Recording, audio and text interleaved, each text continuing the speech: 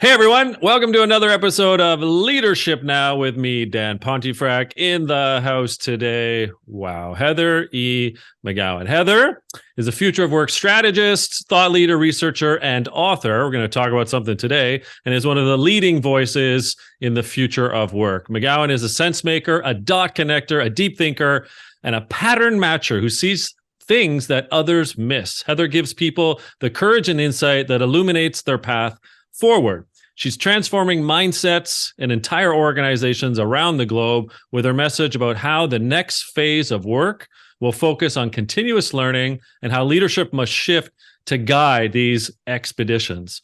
Her groundbreaking approach to learning has made employees more fulfilled and innovative, leaders more potent and empathetic, and businesses more effective at reaching their goals in a rapidly evolving market.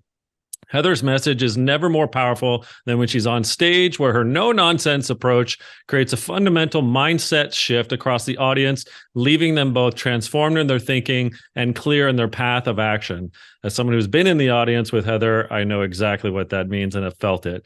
Her latest book is The Empathy Advantage, Leading the Empowered Workforce. We're going to get deep into this, Heather, today.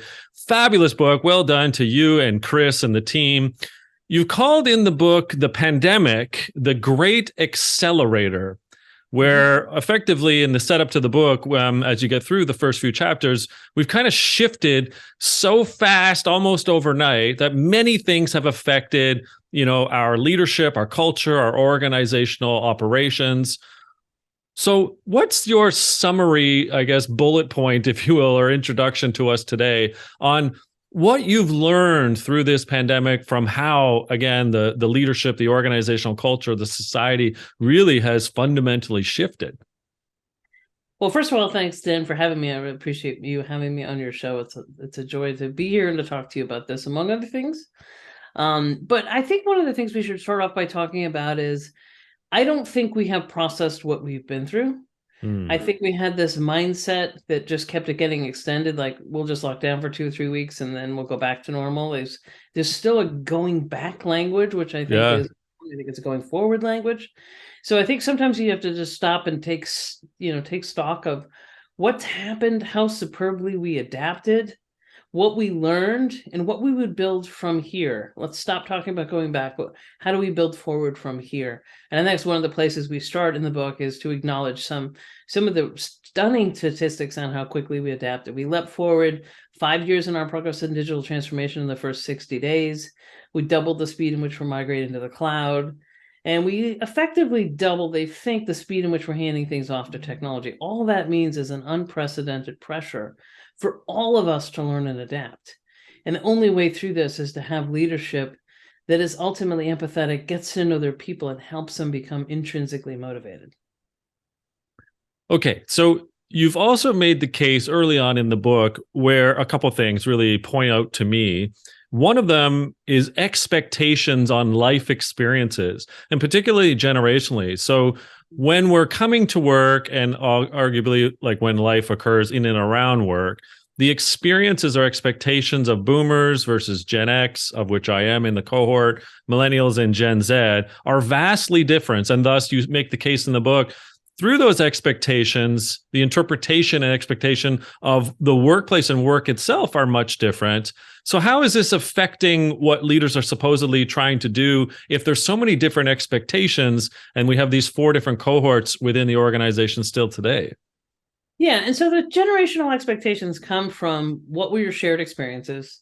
And from my view, there's lots of ways you can talk about generational change, but the other is, how is work presented to you as a promise or a social contract? So if you're a boomer, you were the last generation where you traded your loyalty for security. And that wasn't even true for all boomers, but that was the last generation that even had that as an idea.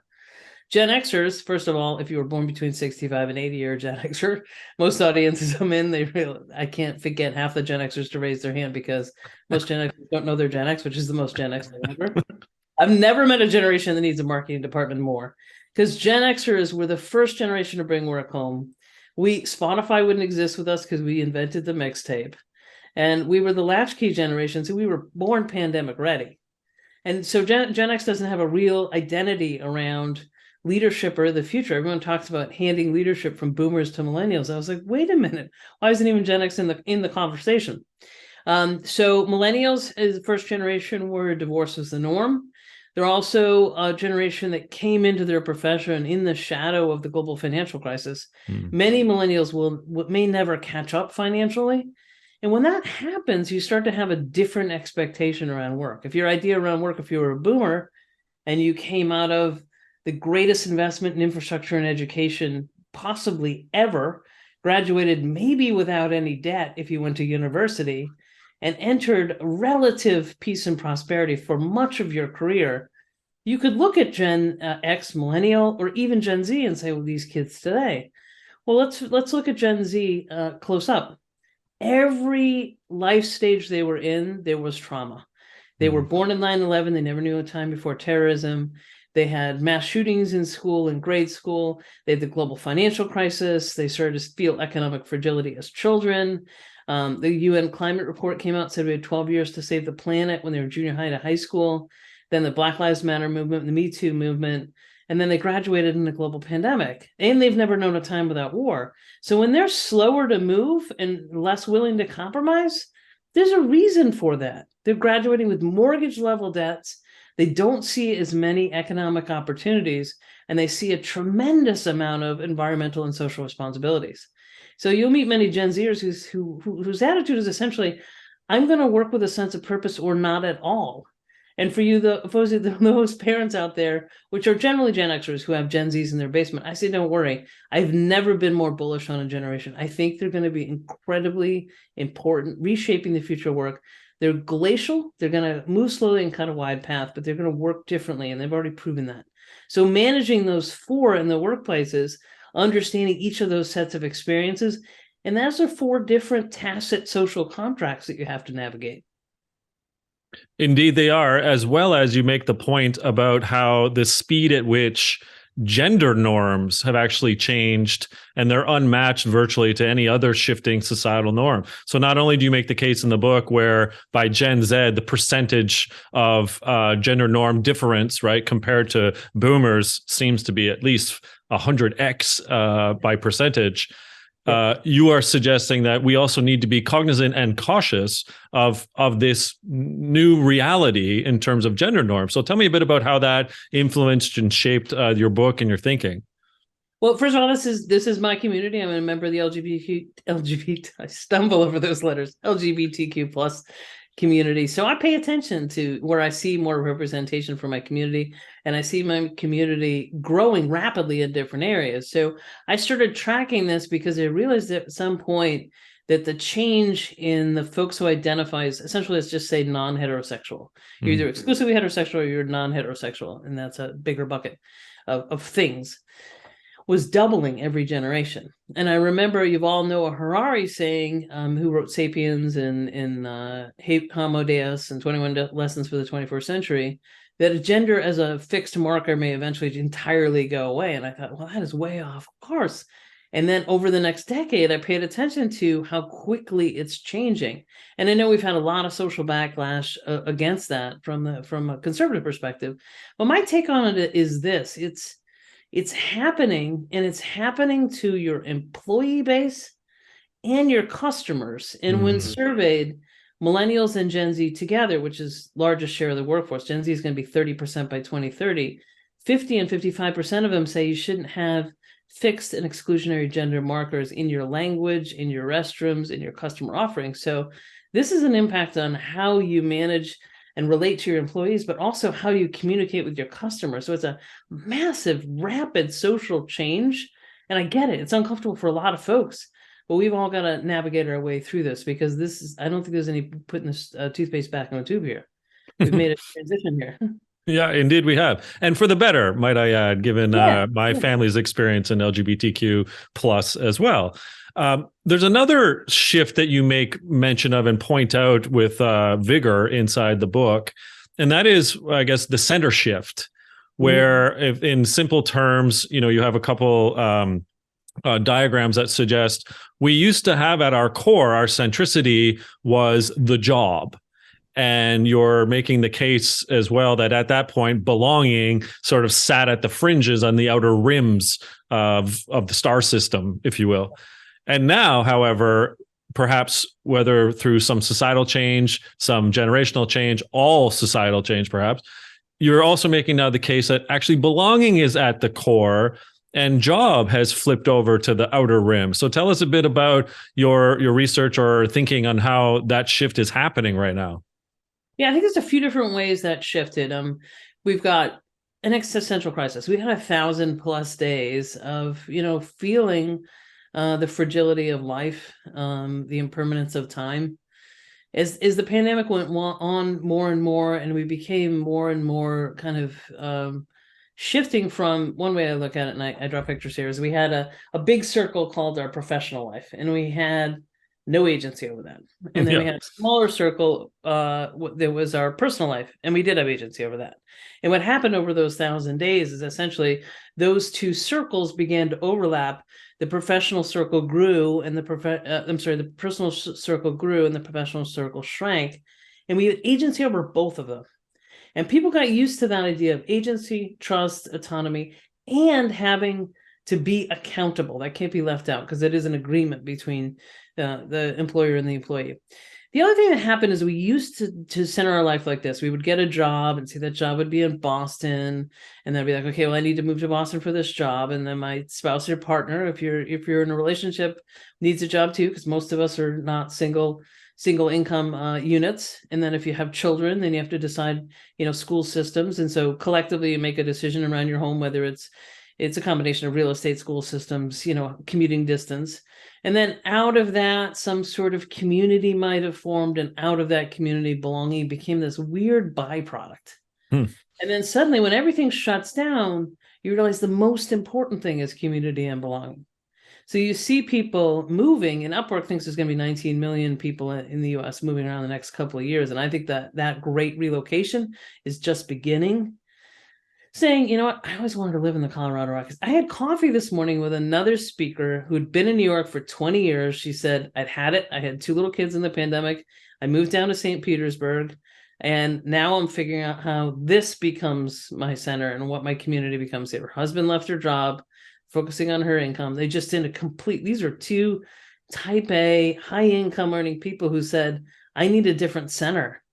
And I'm seeing that happen all over the place. So some of it was anecdotal stories, some of it was data on, migration patterns, some of it's, and so we hear words like, quiet quitting, things like that. I think that's really, when work fits the right place in our life, I think we're going to make better value. Because if you look over the last couple of decades, we had a loneliness crisis, highest levels of burnout, highest levels of mental illness, disengagement levels were going up. They're still going up from Gallup. And in the 20 years that Gallup's been tracking, we barely moved those engagement numbers. So it's not like the old way was working and now we're suddenly loafing. I think we're now putting work in the right place in our lives and getting the right social connections and support so we can do better work. As a sidebar, I do like Erica Dewan's story about making that shift. If in fact you're talking about Erica, which I'm assuming you are. Okay, another anecdote, I suppose, to relay here, name dropping. One of my coaches and dear friends is Roger Martin, and I see Roger's work littered throughout the book in various ways. And one of the things you bring up is not just how our companies, through Roger's thinking, have become decision factories. You make the point in the book that we need to be shifting from flat job-based work to complex project-based organizations, that it's not a nice idea. In the book, you say it's essential. Yeah. So that's a big shift. And how do you see that playing out, I suppose, right? And what are your recommendations for how leaders need to make that shift? Well, what you'll see throughout the book is most of my thinking is some of my original thinking, but it's connecting the dots with some of the best ideas that have been out there over the last couple of decades. And here's an example. Reid Hoffman suggested tours of duty more than a decade ago, and job sculpting was an idea that came out of Harvard 3 decades ago. Yeah. Now, tours of duty was basically saying, instead of hiring people into a job and acting like we're getting married until that one day when we get unceremoniously divorced and we get laid off without notice, we haven't figured out how to form relationships with organizations where we set mutual expectations on why we're coming together, what we'll learn and do together, and then how we'll separate. and go on to other adventures. And learning tours was an elegant way of thinking about it using, kind of language from the military, that you'd do 3 to 5 year tours. The first year would be learning, the second and third year would be building, and then the third and if possibly fourth year would be handing off to somebody else. And then job sculpting was the idea that all of the things that we do in the knowledge economy are based upon 8 deeply embedded life interests. So things like quantitative analysis, enterprise control, theory and conceptual thinking, storytelling. So for example, what I do is a combination of theory and conceptual thinking and storytelling. And I've crafted my own job around that because those are the things that deeply interest me. So when we're looking at organizations, I don't know the exact how we're going to do all of this, but it takes much more of a project-based approach. If you look at management consulting or design consulting firms, where they come around a project, different functions come together, people play different roles for the extent of the project, and then they go on the bench for some short period of time, and then they go on to the next project. And it seems that we're going to need much more of that sort of flexibility rather than rigid jobs that we're acting like we're, still in a production line. Which then again brings back to one of your earlier points about belonging. You can feel a greater sense of belonging if you're upskilling, reskilling, and finding a greater sense of purpose in your role, because your role is multifaceted. You're continuously learning, and you're not just stuck in the swim lane of, quote, the job description, and the job title, which can be, I guess, deleterious to your own development. Is that fair? Yes. And I remember this was like probably 3 decades ago, a management consultant and design consulting firm had this idea of 3 homes. And I think this is another one that's relevant for today. So your one of your homes would be your function. So say I'm a designer. So I'm an industrial designer, or I'm an engineer, or I'm a marketing person, or I'm a finance person. That's one home I have. I have a home in that functionally I sit with other people who do the same kinds of work that I do, or trained in similar ways that I was. Your second home would be your project home. So I'm working on a project for Procter & Gamble or Microsoft or Logitech or whatever it may be. And I have that temporary home around a project. And then my third home would be my research area. So what is it I'm scanning the horizon? I need to understand ChatGPT, or I need to understand some aspect of cybersecurity, or I need to understand generative design, whatever it may be. I'm always researching, and I bring that research back into the project as well as back into my functional home. I think that idea, which was way ahead of the time, is something we could think about now. And it wouldn't matter. SAT is used conceptually because some folks are not going to be in an office, but having those 3 identities keeps you connected in 3 different ways that you're learning and growing in really interesting ways. Yeah, I've got 3 more facets I want to dig into with you in the book, because it's an expansive book of so many different ways in which to be that empathic type of a leader and taking the advantage forward. One of them was, I guess, selfishly, and at the risk of sounding vainglorious, I have a book coming out this fall called Work-Life Bloom, and I'm taking a sledgehammer to the term work-life balance, of which you did as well in the book.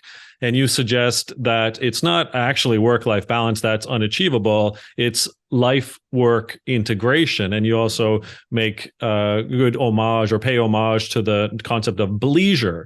So I was why don't you get your sense here for listeners and viewers?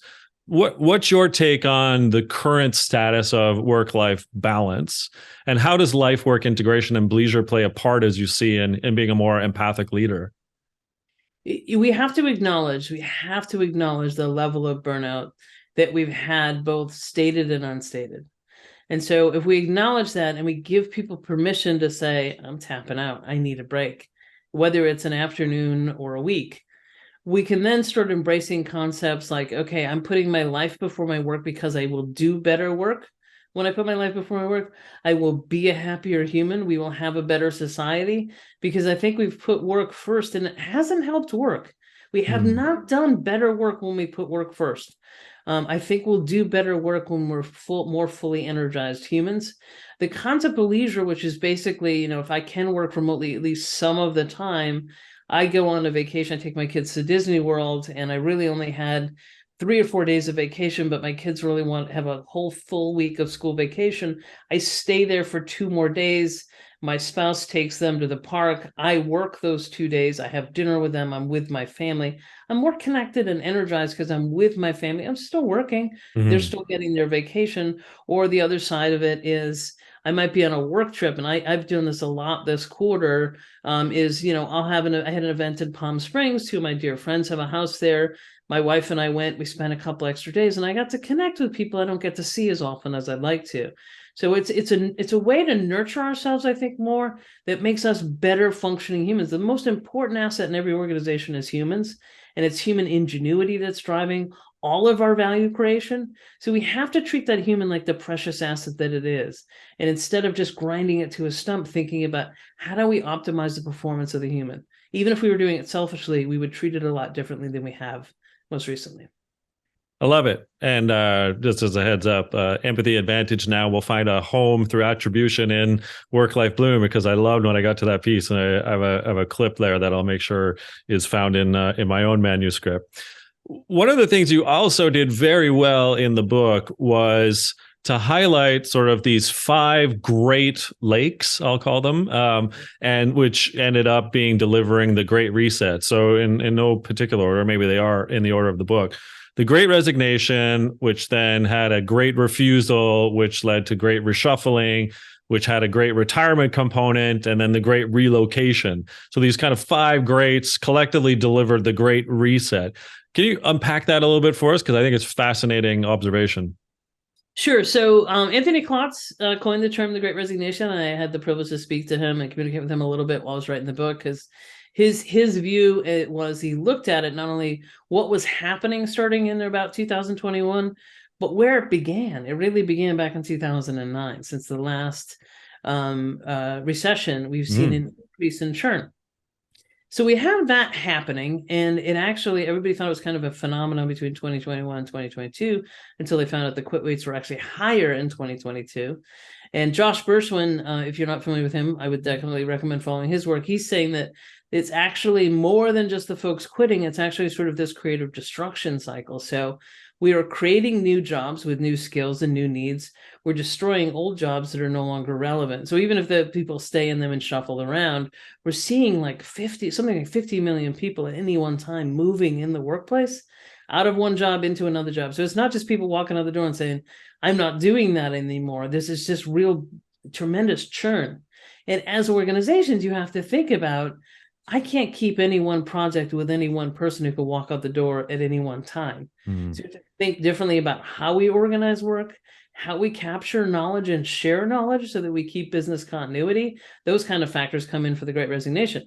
But it was seen as sort of like this one phenomenon, but I was actually, there's actually a few different flavors of that phenomenon that are different. So there's the Great Retirement. Those are people leaving who weren't coming back necessarily, or maybe they may come back in a part-time way. And it's like boomer retirement. We've got 65 million or so, 75 million boomers retiring between now and 2030. We should have had plans for that. We don't seem to. Yeah. So either how we ease them out, or how do we retain some of them or more of them? Because I read this afternoon, the fastest growing segment of the labor market is 65 plus. So there's got to be a way to retain those folks.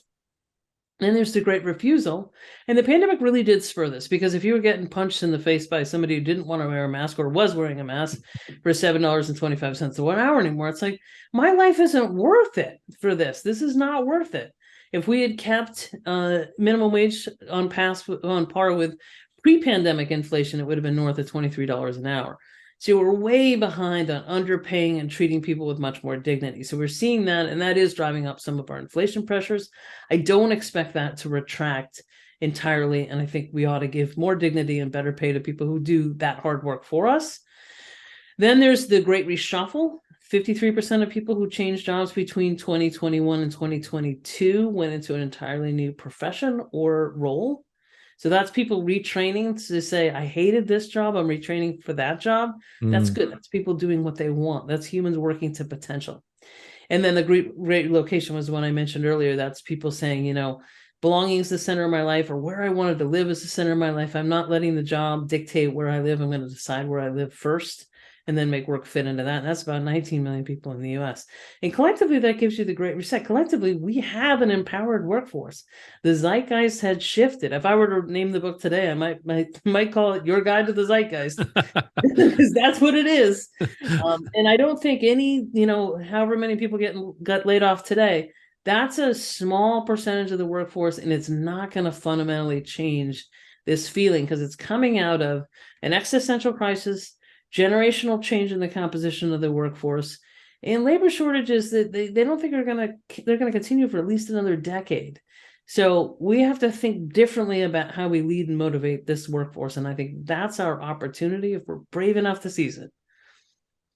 That's an amazing answer. I have spoken with Klotz as well, Anthony, and Josh Person, good friend, had been on this show before as well. So I completely agree. He's amazing. I want to dig next into something that actually can help, I suppose, right? Look at the demarcation between where we've been the last 50 odd years and where we're going with something you've described as the human value era. So good old Uncle Milt Friedman, and the Friedman Doctrine, shareholder primacy theory, of which basically, I want to ask you, do you think it's possible to shift to the human value era from what has been the shareholder value era, particularly with publicly traded companies, but any company that's really in it just for profit and EBITDA only, and adopt this human value era proposition that you suggest? Or is it simply lipstick on a pig, and so for these companies to maintain the buybacks, the dividends, the stock market gaming? Like, is the Business Roundtable actually the 187 of them that signed up to this idea that we need to move forward with stakeholder capitalism as opposed to shareholder capitalism? Tell me a bit about how you truly fundamentally believe that that's a part of this equation in the human value era. Yeah, sure. So I have to start by prefacing this by saying I'm a belligerent optimist in the lemonade business. So I believe that I can manifest this, and I'm going to. Okay, I'm with you. You mean you had me at hello, Heather? So I just asking the question though.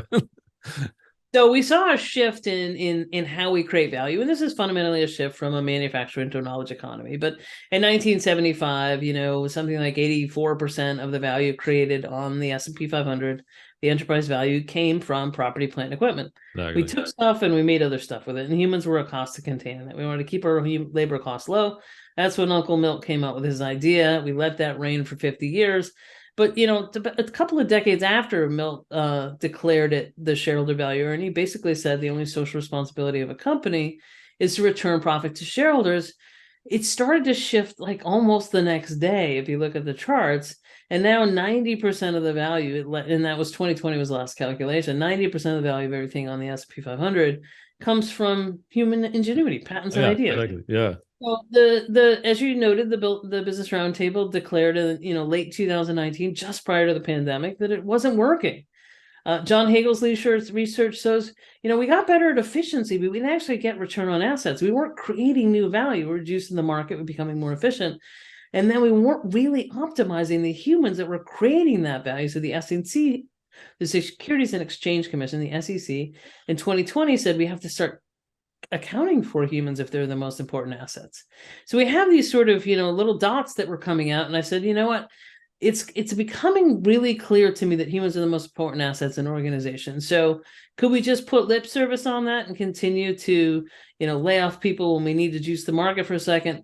Well, it's going to last as long as we still believe that story. I mean, one of the ways I'm beginning talks lately is I'm holding up a $100 bill and I'm saying, what is this? And people say it's a $100 bill. I said, no, it's actually a 2.5 inch by 6 inch piece of paper made by the Crane Company that's 75% cotton, 25% linen. And it's a 250-year-old story. And it only has value because we believe that story. So it's as long as we continue to believe that returning profits to shareholders is the best thing to do for the market and an entity, we'll continue to treat people this way. But research came out the other day that MBA programs that really, promulgated this Friedman shareholder value actually didn't create new value. They extracted more value from the workers, returned it to the shareholders, got a better bump in the short term, but saw no increase in value beyond that, no increase in value created. And a lot of the talent moved quickly out of those organizations. And if your organization runs on talent, how long can we keep playing this, kind of house of cards? Yeah. So I believe sooner or later, you can put lipstick on the pig. That's the beginning of making the pig look good. But we got a beauty queen pig coming out there. This is going to work out. I think humans are the greatest asset, and we're going to realize that sooner or later. I think we're starting to. Well, it segues to my final question, and then we'll find out more where we can find out more about you, Heather. You make mention near the end of the book that we can be fully human. and that being fully human is the greatest superpower that we can deliver effectively to our team members. So tell us a bit about what fully human means to you as we set forth with an empathy advantage. Yeah, and as you and I were discussing just before we got on the call, so the book is called The Empathy Advantage, and a lot of people might open the book and expect it to say, empathy is your guide to, this is how you become more empathetic. That isn't what the book is about. That's the book where the book lands as the answer. This is a 200-page book that walks you through a shift in the zeitgeist where the only answer can be more how to become more empathetic. But it's not a guide to becoming more empathetic. It is really about why and how you would do it, not just a what. So given that, so where we end the book is we start talking about what does it mean to be fully human? And it comes out of some realities that I started asking some of the executives that I work with, how many of you are leading teams full of people who have skills and knowledge you don't have? Now, that was always true when I spoke to CEOs, because that's what it means to be a CEO. But when you get to middle management, in some cases even frontline management, I had more and more hands coming up. So suddenly the leadership profile we had created of the unquestioned expert who makes decisions in certainty and is a little distant and drives productivity with, domination or fear or even humiliation, it completely backfires in an environment where you're managing teams of people who often have unique knowledge from each other. And so you need to make a fundamental shift there in how you lead them. And how you lead them is help them become intrinsically motivated. I was speaking with a bunch of pharma execs about 2 weeks ago, and one of them said to me, "Oh my God, this means I have to know my people. I haven't needed to know my people when I was just driving process. But now that I have to inspire potential, I have to know them." And it was like, she said it without irony. And I was like, trying not to laugh. And then she's like, "I really do." And I was like, "Yes, you do." And so it's in the other thing is that the reason people stay in organizations, like stay long-term and commit to the organization, to learn and grow with it, and to commit to creating organizational capacity, is their relationship with their direct supervisor. And that is, do I have a sense of belonging? Do they care about me? Do I believe in them? Do I believe in their vision? And that doesn't happen when you're not fully human. So you've got to love your people. You've got to get to know your people. They've got to get to know you, the authentic you. And that's a pretty big shift to the profile we've been pushing prior to this. Heather McGowan, you are the great zeitgeist, I guess, right? That's the best way to describe you. The Empathy Advantage, just a fantastic book, I must say. I get to read a lot of books because I'm in the space of reading books. There it is. And I just want to thank you for putting this out. You and Chris, just a fantastic job. Where can we find out more about Heather, you, and the book? So the book is available everywhere, of course, always on Amazon, but I always encourage people to check out your independent bookstores. Thank you. I like to support those. The name of it is The Empathy Advantage, Leading the Empowered Workforce. You can find out more information about me in the book at heathermcgowan.com. It's McGowan. Also, my biggest learning community is LinkedIn. So I post on there multiple times a day what I'm reading, what I'm thinking about. People tag me in articles, ask me what I think about their reading and writing about. Please join my learning community. You will definitely make me smarter, and I need your help. Love it. Well, you've helped me, and I'm in your vapor trails through a lot of the learnings I got from not only LinkedIn, but this book indeed. So thanks for this today, Heather. Look forward to seeing you on the road somewhere in another speaking gig or whatever it may be. Appreciate that. Thanks, Dan. Thanks so much for having me. All right, folks, another episode of Leadership Now with me, Dan Pontefract, today, the one and only Heather McGowan and the Empathy Advantage. Thanks again, Heather. Thanks.